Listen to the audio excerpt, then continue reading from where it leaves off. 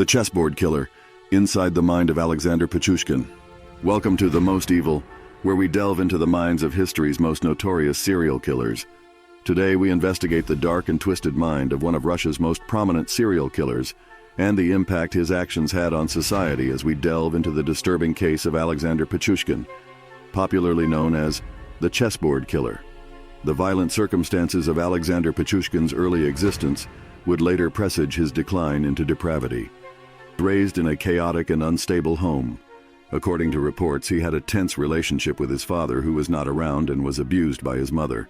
Pichushkin suffered to feel safe and accepted as a child since he was raised in a cruel and unforgiving atmosphere. This left him with severe emotional wounds that would influence his behavior in the future. Pichushkin's difficult background and his growing passion with violence and death collided as he traversed the difficulties of puberty, laying the groundwork for the crimes he would eventually unleash upon the world. Alexander Pichushkin tormented the people of Moscow with his homicidal rampage.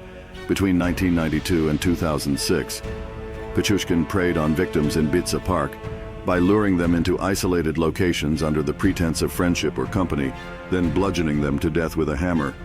His horrific victim count was at least 48, making him notorious as one of Russia's most active serial killers. As a serial killer, Alexander Pichushkin used a terrifying combination of deception, sadism, and premeditation. He used a methodical approach to murder, carefully planning each murder and carrying it out with a cold, calculated precision. In a notebook he called his death journal, Pichushkin methodically recorded his murders, considering each one as a move on his perverse chessboard of life and death. This methodical approach allowed him to exert a sense of control and power over his victims, whom he viewed as pawns in his sinister game. Such as the elderly, homeless, or those with disabilities. Pichushkin would lure his victims to secluded areas, particularly Bitsa Park in Moscow, under the guise of friendship or companionship. Once there, he would strike them on the head with a hammer, inflicting fatal injuries before disposing of their bodies in shallow graves or hidden locations within the park. This method of attack was brutal and savage, reflecting Pichushkin's sadistic enjoyment of inflicting pain and suffering upon his victims.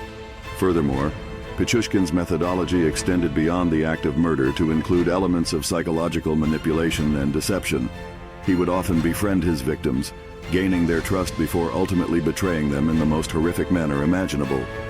This calculated approach allowed him to evade suspicion and continue his killing spree undetected for years, instilling fear and paranoia within the community.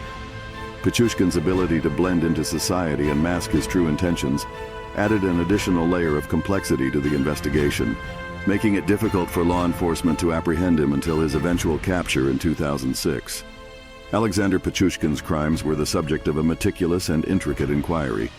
Law enforcement organizations put in a lot of effort to put together the pieces of evidence and find trends in the killings.